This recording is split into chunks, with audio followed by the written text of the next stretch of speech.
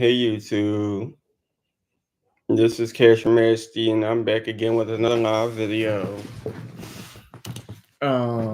For Black History Month, I have let it be known on my YouTube channel in the previous video that I will be getting on here at least almost every day, hopefully, between Black History Month and Women's Month. Well, at least I'll try to.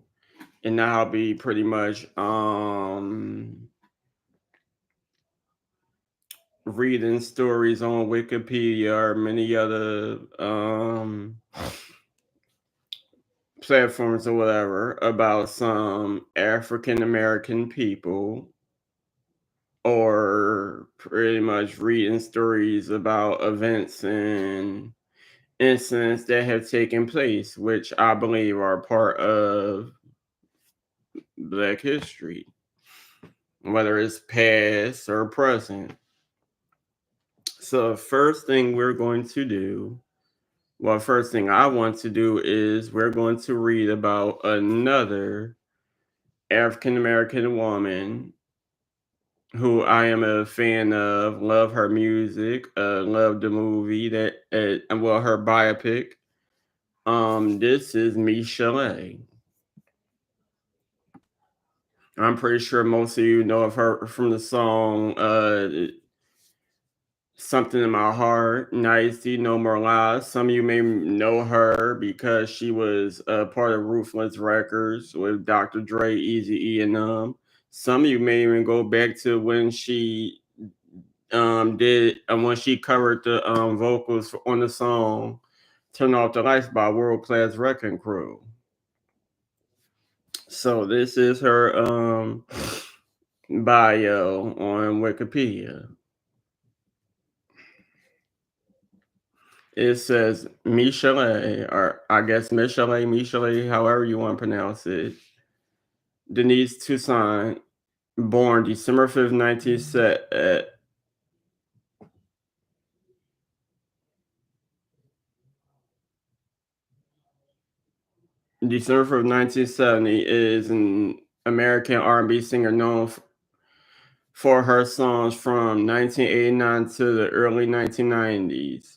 Her highest charting song is the top 10 US Hot 100 hit No More Lies. Between 2013 and 2015, Michel'le was one of 6 members on the T1 reality show R&B Divas Los Angeles. She is also the subject of the 2016 biopic Surviving Compton, Dre, Sugar, Michel'le. So as y'all can see, her name is Michel'le Denise Toussaint. It's a picture of her from 2000. This picture is from 2015 of her performing, and this is a picture of her in 19. It says 1990, but I believe that was not done in 1990. That picture is from like around 19. Yeah, this picture like it was from like 1980 something. But this is a picture of her. That's a beautiful picture of her. And this is another picture of her. All right. So it says Michel'le, a native of California, was originally a featured female vocalist of World Class Wrecking Crew 1987 single Turn Off the Lights. She was called at the last minute to record vocals for Mona Lisa, who could not make it to the studio. Michel'le was signed to Eazy-E's Ruthless Records. In 1989, her self-titled debut album was released, produced entirely by then boyfriend rapper Dr. Dre. The album contained the single No More Lies, which peaked at number 7 on the US Billboard Hot 100, and the hit R&B singles Nicey and Something in My Heart. Michel'le was certified gold on April 25th, 1990 for sales of over 500,000 copies in the U.S. During the Suge Knight Shakedown incident, Jerry Heller was forced to sign over Dr. Dre, the DOC, and Michel'le. The West Coast All Stars, in which she had a role, scored a nomination for Best Rap Performance by a Duo or Group at the 33rd Grammy Awards for the single We Are All in the Same Game. The West Coast All Stars also included MC Hammer, Young MC, Ice-T, JJ Fad, as well as NWA members Dr. Dre, MC Ren, and Eazy-E.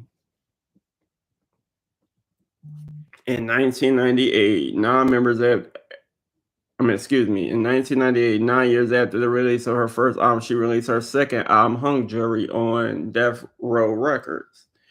But it garnered little attention and no hit singles. As of 2013, worldwide sales for the album stood at under 100,000 copies. Miss Chalet also provided vocals on Tupac's song "Run the Streets," on his album "All Eyes on Me," and the Dog Pound's song "Let's Play House" on their debut "Dog Food."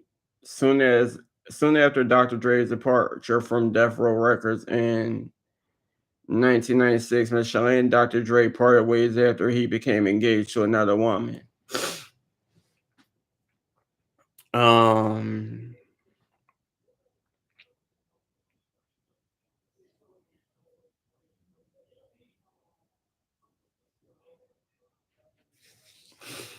so I'm pretty sure for all my Miss Chalet fans, y'all have watched our R&B divas.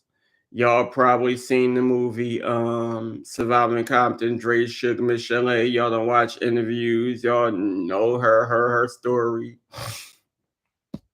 She's been all over, still is all over. Um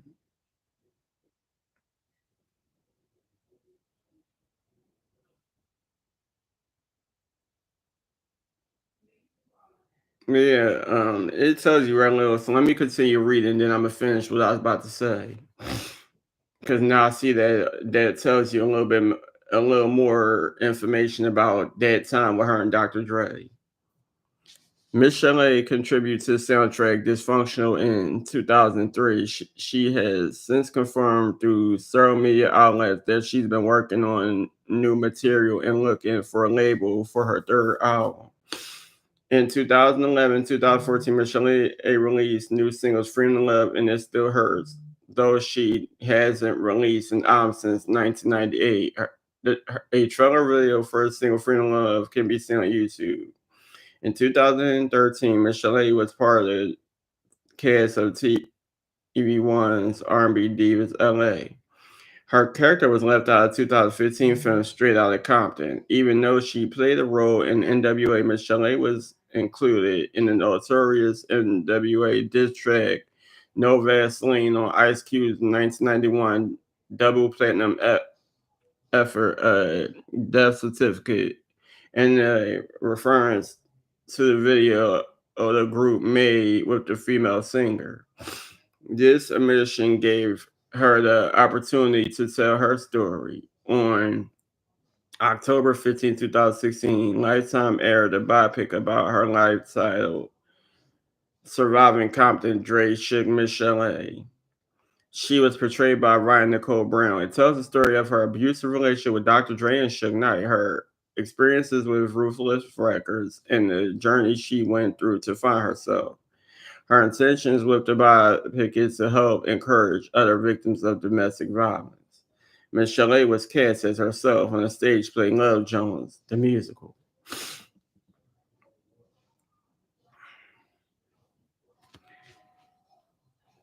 Miss Chalet met Dr. Dre, whose real name is Andre Romeo Young, at 16 years old when doing the vocal part for the group known as the World Class Wrecking Crew. The song was titled as Turn Up the Lights and was released in 1987. It later peaked at number 54 on the Billboard charts. They began dating a few months after meeting one another. Miss Chalet was still 16 and later turned 17 in December, and Dr. Dre who had a baby on the way from a previous relationship, was 22.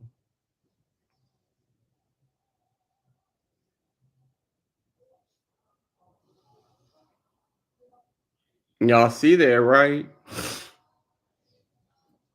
She was 16, about to turn 17, and Dr. Dre was 22.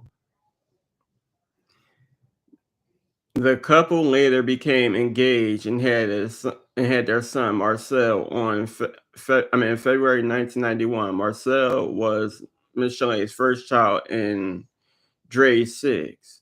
After their son was born, their relationship became more strained due to Dre drinking, infidelity, and volatile behavior. Miss Chalet has stated that Dre was physically abusive throughout their relationship. Her injuries include a broken nose, which she had to have surgically corrected, a cracked rib, and 5 black eyes. Pause. So, in many interviews, she said that he was very abusive, and in 5 of her music videos, she had to have a black eye with "Keep Watching" being the video where she had to wear the most makeup because of how bad the black eye was. But I believe it was a Breakfast Club interview and many others where she mentioned the videos that she had to have 5 black eyes. Or if you know any of her music videos, I'm pretty sure you would know which one she had black eyes in if you look closely to her face. She recalled in the Breakfast Club that during the argument, Dre shot at Miss Chalet, missing her by inches.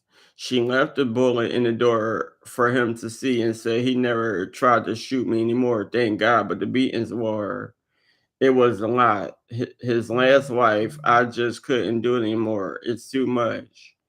She then began to self medicate with prescription pills and alcohol. Miss Chalet left Dre after she discovered that he was engaged to another woman. At her lowest point with Dre, Death Row Records CEO and co-founder Suge Knight stepped in to help get Miss Chalet clean by sending her to a rehab. In 1999, Miss Chalet married Suge while he was in prison. Well, actually, they never did get married. She also said in interviews that it was a fake marriage because he was already married to other women. She filed for divorce 6 years later.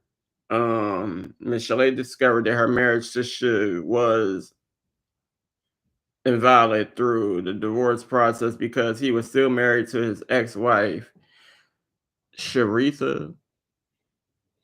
I think that's her name.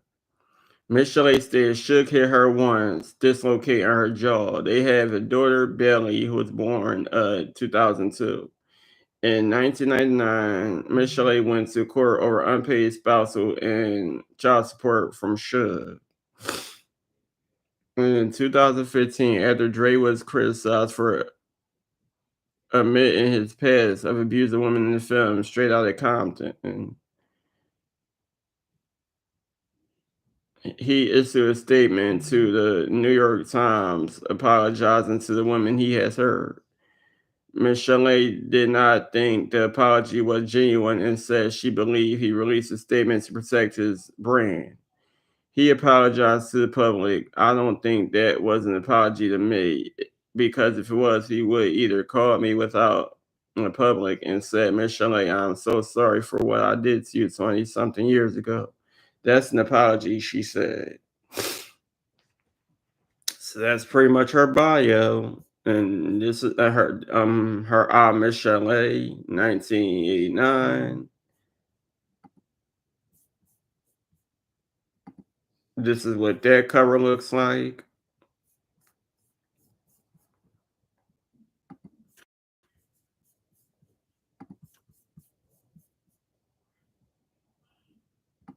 And this is the album Hung Jewelry. And that's what that cover looks like.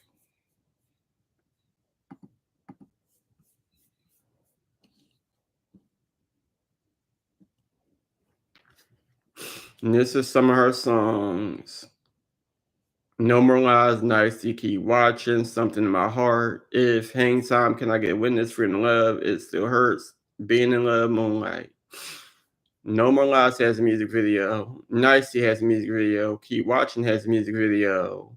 Something in My Heart has a music video. If has a music video. So, she said he gave her, well, from what she remember was 5 black eyes. No More Lies, she could have had a black eye. Nicety, in the movie, it says I mean, there's a scene where he hit her during the filming of that video because she didn't like the outfit. Keep Watching was the video that she said she had the worst black eye and she had to wear heavy makeup. Something in My Heart, that's another video where she could have had a black eye. If, maybe. Hang Time was a video she did when she was with Suge, but she says Suge only hit her once.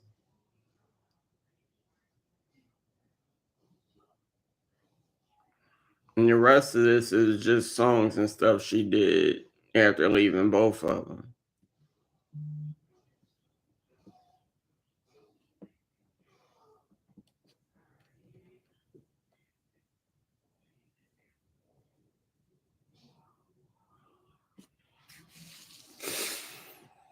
Uh,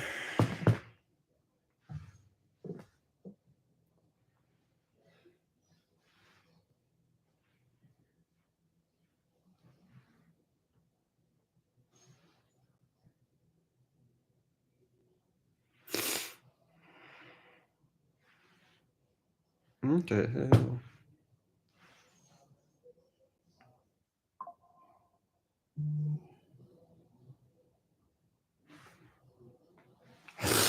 All right, who are we going to read about next?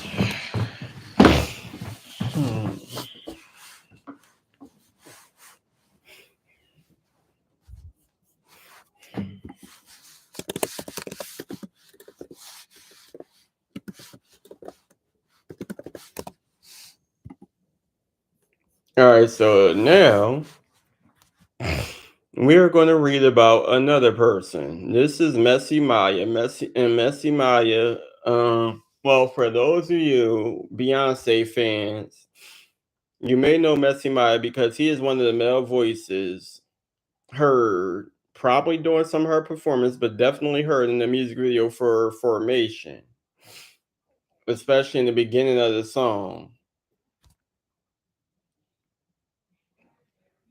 He was also a YouTuber who done, I mean, he's a bounce music artist, and he was also a YouTuber who done comedy videos where he's pretty much roasting people, joking about people, telling jokes, cracking jokes, whatever you want to say.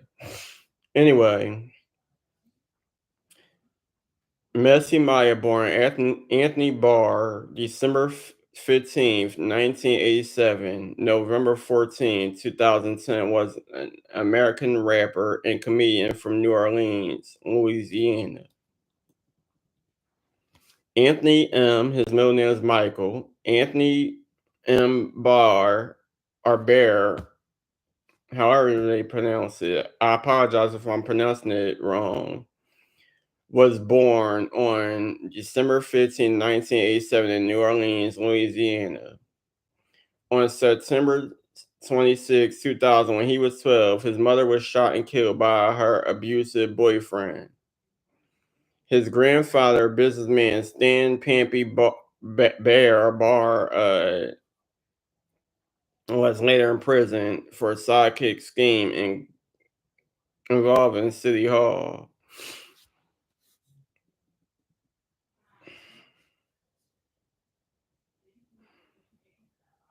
I'm gonna just say Messy Maya, because I don't know how they pronounce his last name. Is it Bear Bar? Messy Maya was a balanced music rapper, internet personality, and comedian. By the time he was 22, his videos were receiving tens of thousands of views. Messy Maya favorite fluorescent hair, shades, and ca- caustic barbs as Messi Maya. He adopted the persona of a diss artist and street comic who would interact with people in public places such as the Lakeside Shopping Center. His catchphrases was "Now who gonna pop me?" Excuse me. His catchphrase was "Now who gonna pop me?" Um, Messi Mike was shot several times and killed as he was leaving his girlfriend's baby shower on November 14, 2010, in New Orleans, 7th Ward. A week after his death, Jason Hamilton was arrested for the murder and confessed. He spent 3 years in prison before being released when evidence surfaced proving he was not at the scene of the crime. Messi Mai was most known for his controversy regarding his voice being sampled in Beyonce's 2016 song Formation. Bars estate sued Beyonce for 20 million in royalties into credit Barr for the use of his voice from his YouTube videos. It's 27 piece hunt and Booking the Hoes from New Wilding. Formation sent with 10 seconds of Barr's voice from the videos where he says, "Bitch, I'm back" by popular demand, and what happened at the new, it says New Orleans, but he said New Orleans. He had two sisters named Angel and Shantae, and a son named Joel's Omarion Anthony Barr, born a month after his death on December 13, 2010. His grandfather, Stan Pampy Barr, passed away at the age of 75 from pancreatic cancer on July 1st, 2020.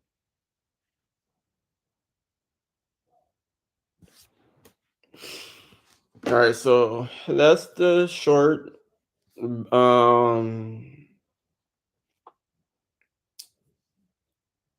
that's a short bio of Messi Mai, and if anyone want to know what he looks like,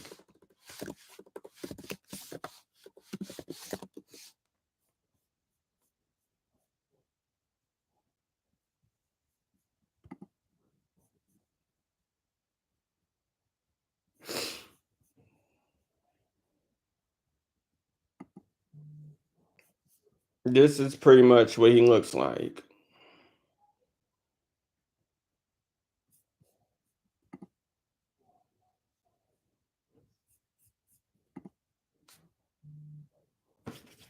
So, yep, that's pretty much Messi Maya.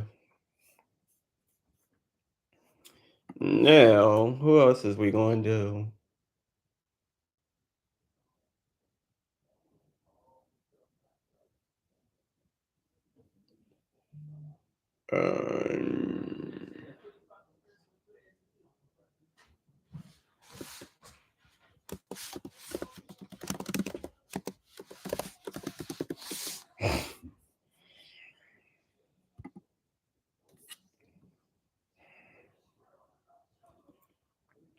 All right, so this is another bounce artist from New Orleans. Well, probably not New Orleans, but somewhere in Louisiana. Renika Yamika Low Bridgewater was born September 30th, 1982, and died December 20th, 2010. Known by the stage name Magnolia Shorty, was an American rapper in the New Orleans-based bounce music scene. Magnolia Shorty and Miss T. Trishelle Williams were the first women signed to Cash Money Records. Her 1997 debut album, Monkey. Y'all gonna get me in trouble with all the damn cussing. Um, on the YouTube. Anyway, hold on.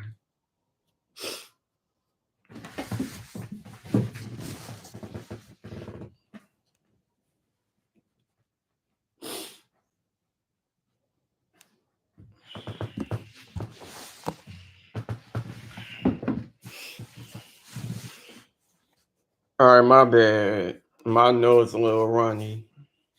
All right, so it says Magnolia Shorty and Miss T, Trishelle Williams were the first women signed to Cash Money Records. Her 1997 debut album, Monkey on the Dick, often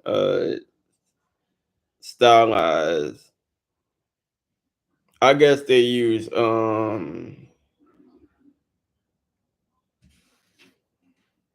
like if it's played on the radio or something, they use it like different logos and stuff to block out some of the letters.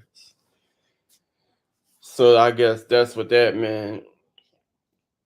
But anyway, it's considered a bounce classic, and she was already considered the legend of bounce music at the time of her death.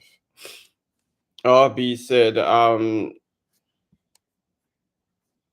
exemplifies the eccentric New Orleans elements of sexuality, comedy, and hard edge dance rhythms.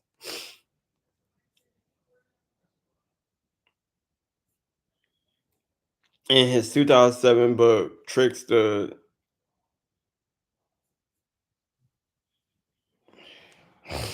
Nick Cohn, whoever that is, who is this? Oh, he's a British writer. Okay. Credits Magnolia Shorty with his own discovery of balance, and the third chapter of that book is named after her debut album. She was sampled on Fort Worth, Texas rapper Bones hit Homegirl, as well as In My Feelings by Drake and Wobble Up by Chris Brown. Okay, I heard all those songs. Magnolia Shorty was discovered by Birdman. She received her nickname from Soulja Slim, also known as Magnolia Slim, because both had grown up in New Orleans' dangerous Magnolia projects. Nicknamed Queen of Bounce, she collaborated with many Cash Money artists beginning in 1990s,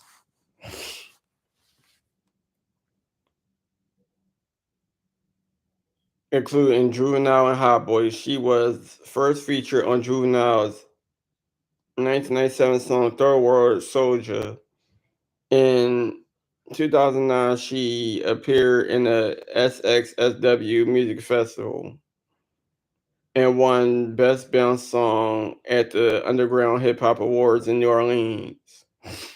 She was a member of Lil Wayne's Cash Money crew in the early 1990s, and she was collaborating as well as working on her second album on the Cash Money Young Money label in 2010.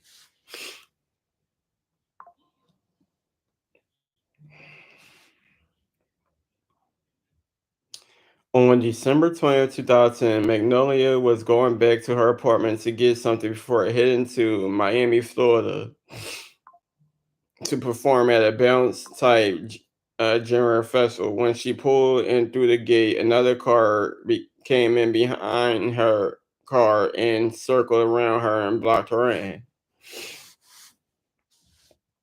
Two men got out the car and started shooting through the window. She was hit with 26 bullets and was killed in the car with Jerome Hampton in a double homicide in the parking lot of the gated apartment complex where she lived,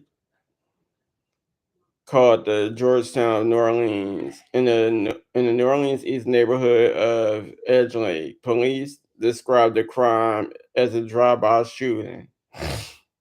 Her funeral was held on December 30th, 2010 at the Fifth African Baptist Church in her hometown of New Orleans. Lil Wayne, BG Juvenile, Mac Man, and Birdman were among the more than 100 mourners at the funeral. She was buried at Mount Olivet Cemetery in New Orleans. On November 18, 2011, Magnolia's widower, Carl Bridgewater, 31, was shot dead.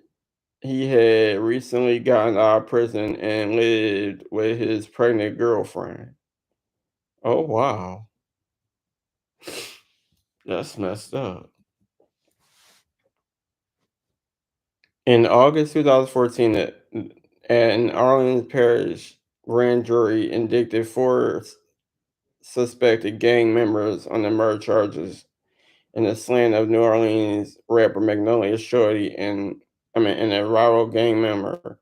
The indictment became as a result of the federal investigation by the New Orleans FBI Gang Task Force. On February 22nd, 2017, the jury in the federal trial of 10 men accused of being part of the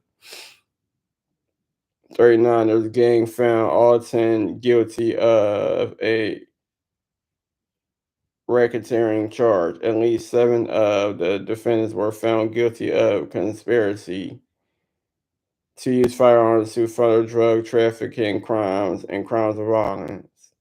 Two of the defendants, McCoy, Red Walker, and what did I say? Tyrquoise, whatever that should say, T Red only were found guilty of the murder. Okay.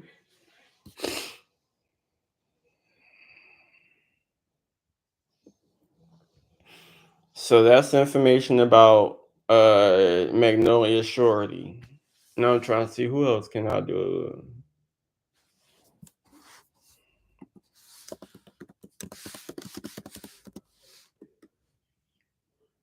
No, I don't think he got one. Um,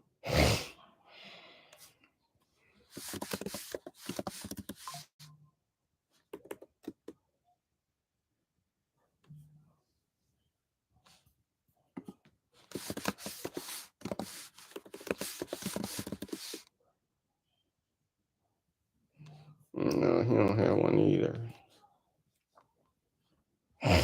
All right, y'all. Probably come back on later on and do more researching. So please like, comment, subscribe, and I'll get back to y'all in the next video.